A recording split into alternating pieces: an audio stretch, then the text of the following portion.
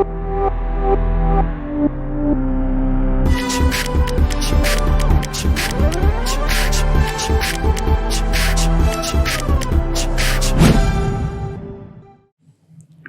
दोस्तों, तो कुछ बेसिक लेवल के, एकदम बेसिक लेवल के क्वेश्चंस देखते हैं। ठीक है, तो पहला क्वेश्चन क्या बोला हुआ है, ध्यान देना। हमारे पास 20 ml 1 मोलर SN2+ है। ठीक है, 40 ml Ce+4 40 ml 1 molar Ce+4 is added।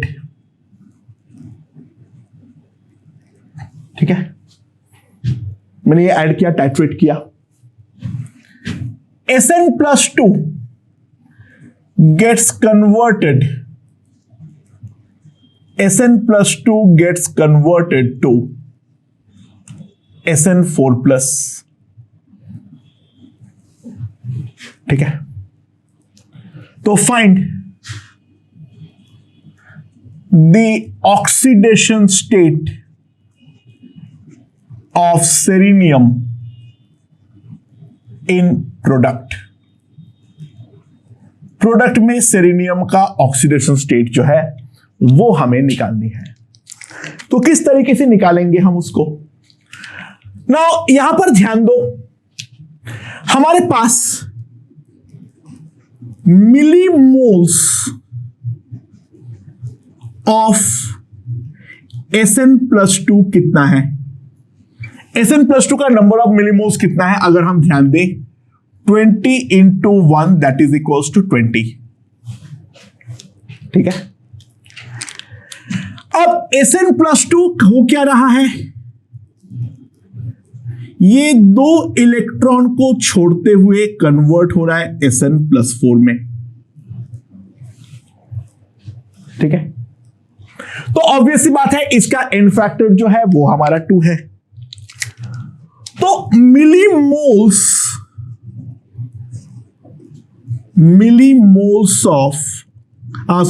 Equivalence of SN+2 will be equals to 20 × 2 that is equals to 40, right?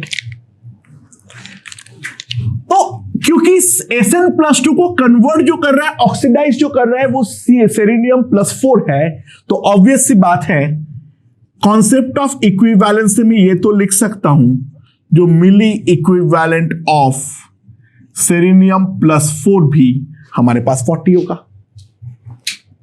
तो मिली इक्विवेलेंस हमारे पास आ चुका है। बट और एक चीज तो मैं जानता हूं, 40 ml 1 मोलर सेरेनियम+2 है, तो मिलीमोल्स ऑफ Ce4+ वो है हमारा 40 × 1 दैट इज 40। तो मिली इक्विवेलेंस का संख्या है 40, मिलीमोल्स का संख्या भी है 40। तो सिंपल सी बात है, जो हमारा एन फैक्टर होगा, that n factor will be simply 40/40 that is equals to 1। अच्छा, SN+2 से +4 में गया है, यानी उसका ऑक्सीडेशन हुआ है, तो सेरेनियम+4 का डेफिनेटली क्या होगा? रिडक्शन। तो अगर हमारा रिडक्शन होता है तो पर सेरेनियम+4 हम एक ही इलेक्ट्रॉन तो ऐड करेंगे, और एक इलेक्ट्रॉन ऐड करके हमारा कन्वर्ट होगा +3 में। तो ऑक्सीडेशन स्टेट जो है सेरेनियम का, दैट विल बी +3। ओके, अगला क्वेश्चन देखते हैं, लेट्स सी क्या बोला है। हमारे पास है K2C2O4 .H2C2O4 .4H2O, और ये हमारे पास सोल्यूशन, ये जो हमारा कंपाउंड है, दिस इज 1 ग्राम। ठीक है, तो calculate volume of 0.1 molar KMnO4 required to oxidize it under acidic condition. अगर मैं एसिडिक कंडीशन रखता हूं तो वहां पर ये वाले को टाइट्रेट करने के लिए हमें कितने वॉल्यूम का KMnO4 का रिक्वायरमेंट होगा? That's the question and now let's see. अच्छा, सबसे पहले इसका यहां पर सारे कार्बन जो है वो +3 में है. ठीक है. अच्छा, चाहे वो ऑक्सलेट के फॉर्म में हो या चाहे वो H2C2O4 के फॉर्म में हो, KMnO4 यानी MnO4 माइनस इसको सीधा CO2 पे लेकर जाएगा. यानी यहां पर कार्बन जो है उस सब में +3 पे है और ये सारे कार्बन को ले जाएगा +4 में. मीडियम हमारा एसिडिक है तो MnO4 माइनस डेफिनेटली हमारा कन्वर्ट होगा Mn+2 में. ठीक है. सो n फैक्टर ऑफ जो हमारा सॉल्ट है K2C2O4 dot H2C2O4 dot 4H2O is equals to 4 और n फैक्टर ऑफ KMnO4 वो तो डेफिनेटली हमारे पास 5 है. अच्छा, ये वाले कंपाउंड का मॉलिक्यूलर वेट कितना है ये निकालना अपने आप में टफ काम है. ओके, कैलकुलेशन है बहुत सारा. अच्छा, CO2 का होल 4 है कुल मिला के जो बात है, ये CO2 है उसका होल 2, यहां पे CO2 है होल 2, तो CO2 तुम्हारा होता है 44, तो 44 इंटू 4 के होता है 39 इंटू 2 प्लस H2 मतलब हो गया 2 और 4 टाइम्स वाटर यानी हो गया हमारे पास 72. तो ये हमारे पास कितना हो जाएगा 176 plus 80 plus 72,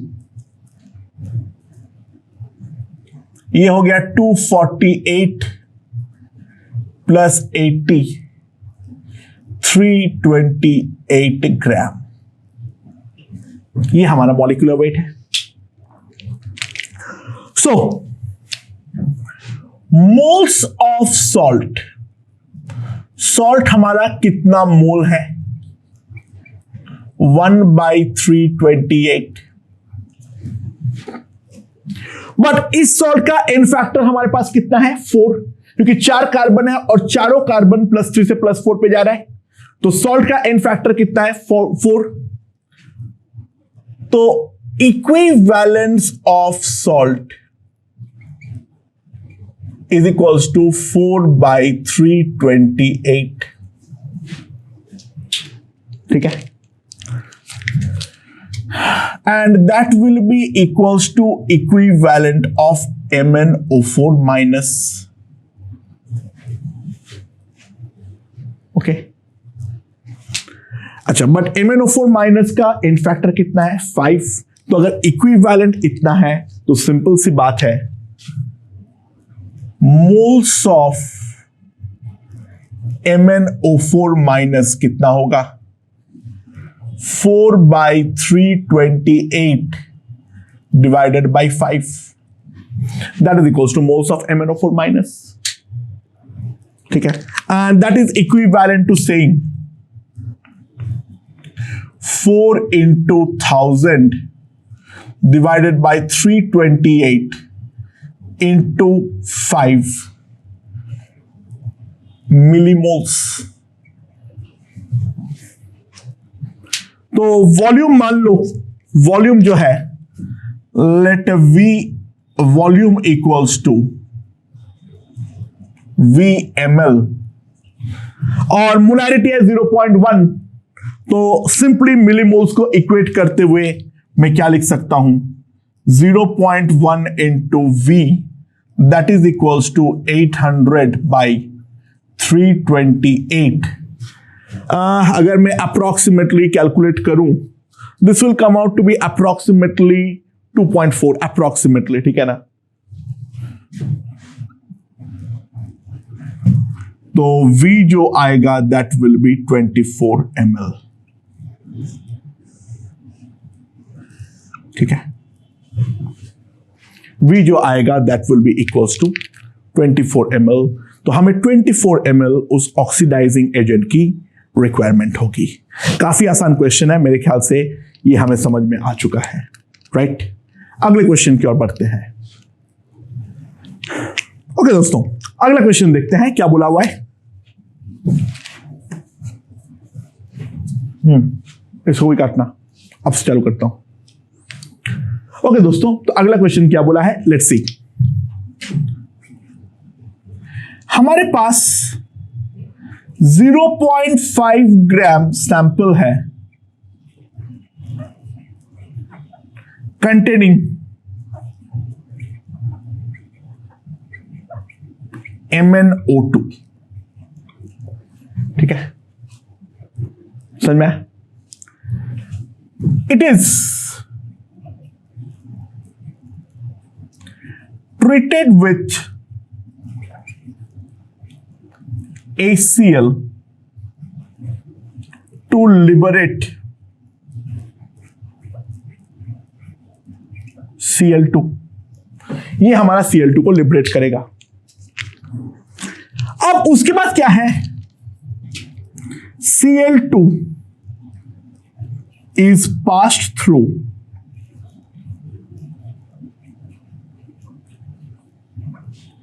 Ki solution।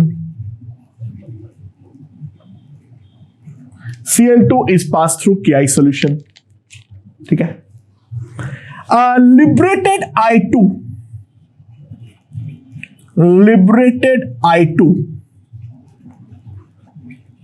that are required 30 ml 0.1 molar hypo, ठीक है, समझ में। तो calculate percentage of MnO2 in the sample। Calculate the percentage of MnO2 in the sample। अच्छा, एसिडिक मीडियम पे Mn का कौन सा ऑक्सीजन स्टेट एग्जिस्ट करता है, मेन रेडॉक्स में +2। बाकी कोई ऑप्शन भी नहीं है सच। ध्यान देना, सबसे पहले MnO2 में बैलेंस रिएक्शन नहीं लिख रहा हूं, Cl- को कन्वर्ट किया है और खुद जाएगा Mn+2 में, और साथ में हमारा रिलीज हुआ है Cl2। The reaction is not balanced, मेरा बैलेंस करने की कोई जरूरत नहीं है, ठीक है। ये Cl2 जो है मेरे पास अभी,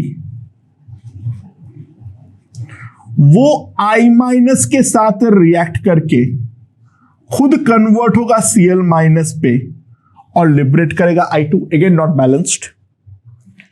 एंड लास्ट में जो हमारा I2 हुआ है, जो हमारा I2 रिएक्ट किया है, उसके बारे में अगर मैं ध्यान दूं तो I2, इसको मैं बैलेंस लिखना हमेशा पसंद करता हूं क्योंकि ये बहुत ही ज्यादा स्टैंडर्ड रिएक्शन है। 2 times NaI plus Na2S4O6। So this is the sequence of reaction जो हमारा यहां पर टेक पार्ट किया है, ओके। सो नाउ इस पे अगर मैं ध्यान दूं, ठीक है, एक एक करके देखता हूं। हमारे पास 30 ml 0.1 मोलर हाइपो चाहिए हुआ है। 30 ml 0.1 मोलर हाइपो, इसका सिंपल मतलब है 3 मिलीमोल हाइपो। हमारे पास हाइपो जो है वो हमारे पास 3 मिलीमोल है, राइट। बट दो हाइपो के साथ एक I2 रिएक्ट करता है, दो हाइपो के साथ एक I2 जो है वो हमारा रिएक्ट करता है, तो ऑब्वियस सी बात है millimoles of I2 is equals to 1.5। अच्छा, ये I2 कहां से बन रहा है? I माइनस से। ये I2 कहां पर से बन रहा है? I माइनस से। तो ऑब्वियस सी बात है, ये अगर हमारा मिलीमोल्स ऑफ I2 है, I हमारा -1 से अगर I 0 पे जा रहा है, तो क्योंकि I2 में 2 I है, तो n फैक्टर ऑफ I2 जो है वो हमारा 2 है। सो मिली इक्विवेलेंट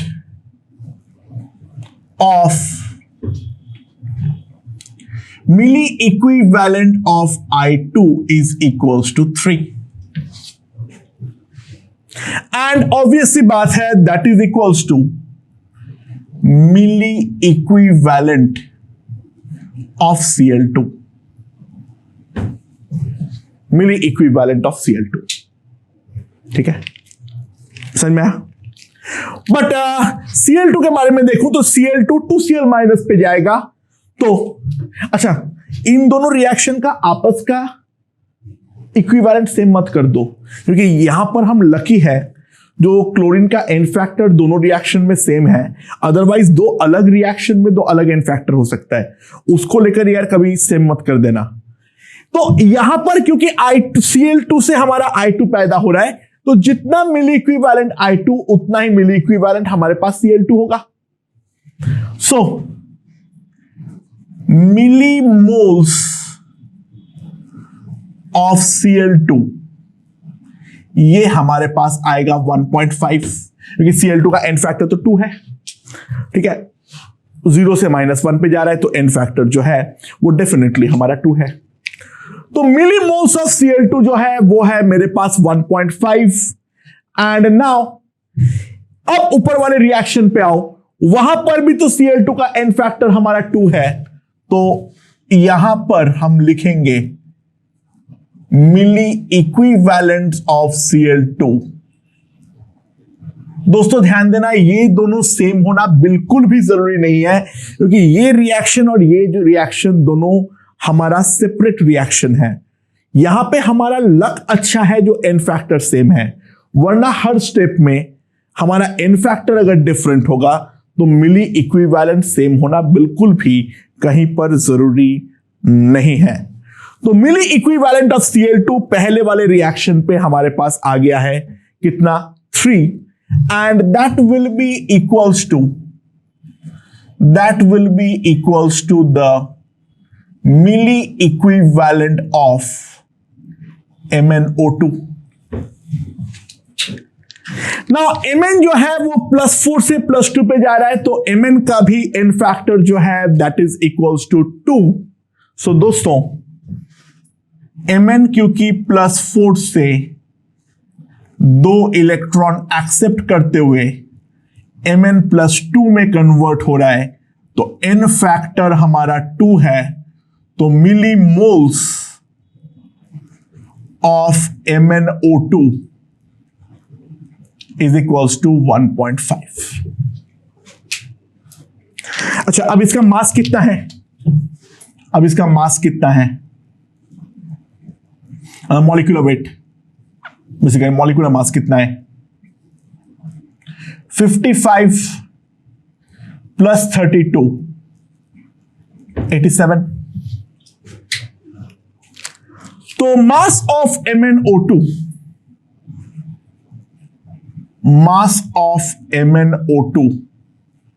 कितना आ जाएगा मेरे पास? 87 into 1.5 into 10⁻³ and that will be equals to कितना आ जाएगा मेरे पास? 87 इंटू 1.5, 88 ही मान लो ना, खत्म करो। 88 + 44, तो दैट विल इक्वल्स टू 132।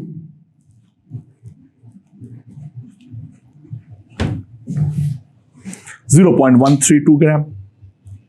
ठीक है, एंड ये हमारा 0.5 ग्राम सैंपल पे है, तो हमारे पास जो परसेंटेज प्योरिटी आएगी that will B 0.132 divided by 0.5 into 100%। तो कितना आ जाएगा, 2 से मल्टीप्लाई कर दो, 264, approximately 26.4% is the percentage purity. तो अगेन हम कुल मिला के जो कर रहे हैं वो तो सेम ही है, मिली इक्विवेलेंस को इक्वल कर रहे हैं, बट ध्यान देना मिली इक्विवेलेंस को इक्वल करना एक गिवन रिएक्शन के लिए वैलिड है। अगर सेम चीज दो अलग अलग चीजों से पैदा हो रहा है, अलग अलग रिएक्शन का हिस्सा है, उनका आपस का मिली इक्विवेलेंस जो है वो हम कभी भी इक्वेट नहीं कर सकते हैं, because in two different reactions there can be most of the cases there will be two different n factor। okay दोस्तों, अगला क्वेश्चन देखते हैं। हमारे पास क्या है, एक मिक्सचर है, किसका, ऑक्सैलिक एसिड प्लस H2SO4 और साथ में एक्वस वाटर सॉल्यूशन है उसका। ठीक है, 25 ml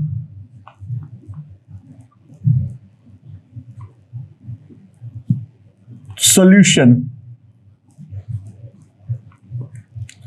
टेकन। ठीक है, अच्छा पहले मैंने इसको NaOH के साथ टाइट्रेट किया, तो रिक्वायर्ड 40 ml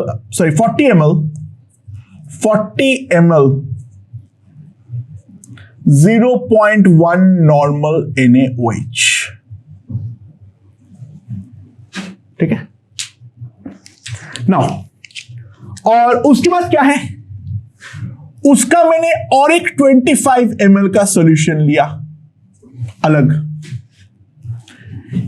और इसको चाहिए हुआ 25 ml 0.1 नॉर्मल KMnO4। ठीक है, सो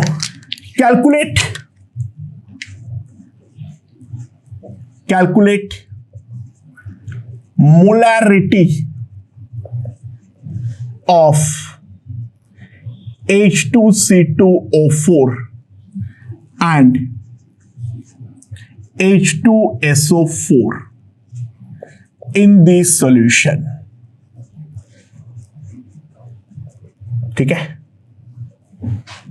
calculate molarity of H2C2O4 and H2SO4 in the solution। तो किस तरीके से हम प्रोसीड करेंगे, पहले वो चीज देख लो। तो मान लो पहले 25 ml पे हमारे पास A मिलीमोल H2C2O4 है और B मिलीमोल H2SO4 है। 25 ml पे A मिलीमोल H2C2O4 है और B मिलीमोल H2SO4 है। तो जब मैं NaOH के साथ रिएक्ट करवाऊंगा during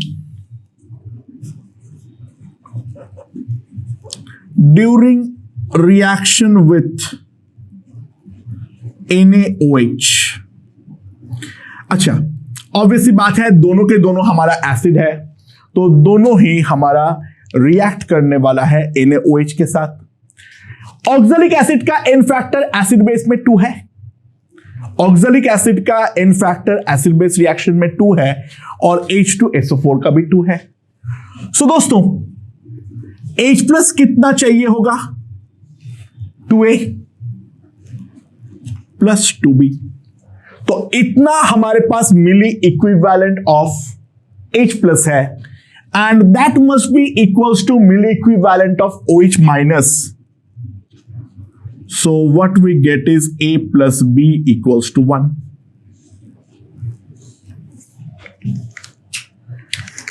On the other hand, during reaction with KMnO4, जब हम KMnO4 के साथ रिएक्शन के बारे में बात करेंगे, ध्यान देना H2SO4 में सल्फर ऑलरेडी +6 में है, स्वर्ग पे तो जाएगा ही नहीं, तो ऑब्वियस सी बात है इसका कोई भी फर्दर रिएक्शन होना संभव नहीं है. तो ओनली H2C2O4 विल रिएक्ट. केवल H2C2O4 जो है वो हमारा रिएक्ट करेगा. कार्बन यहां पर +2 पे है और will go to CO2 जहां पे कार्बन +4 में है, तो कार्बन +3 से +4 पे जा रहा है. n फैक्टर जो है वो n फैक्टर हमारे पास कितना होगा 2. n फैक्टर जो होगा वो हमारे पास कितना होगा 2. सो ध्यान देना,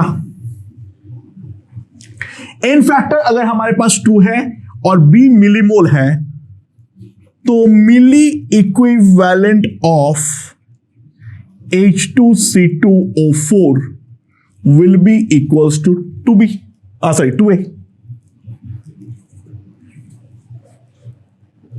And that must be equals to milli equivalent of KMnO4. यहां पे तो डायरेक्टली नॉर्मेलिटी दे रखा है तो हमें दिमाग नहीं लगाना था, वो वैसे अगर मोलैरिटी दिया हुआ होता तो ध्यान देना n फैक्टर 5 लेना पड़ता, मीडियम एसिडिक है. यहां पे मोलैरिटी अगर पूछेगा तो 0.02 होगा, n फैक्टर डेफिनेटली 5 है. So that will be simply equals to 2.5. ठीक है. क्वेश्चन में कहीं पर तो लोचा है, क्वेश्चन में कहीं पर तो लोचा है. अच्छा हाँ, मैंने लोचा किया हूं, सॉरी. A प्लस B 2 है, सॉरी, छोटा लोचा है, वो लिखने में गलती हो गई, सॉरी.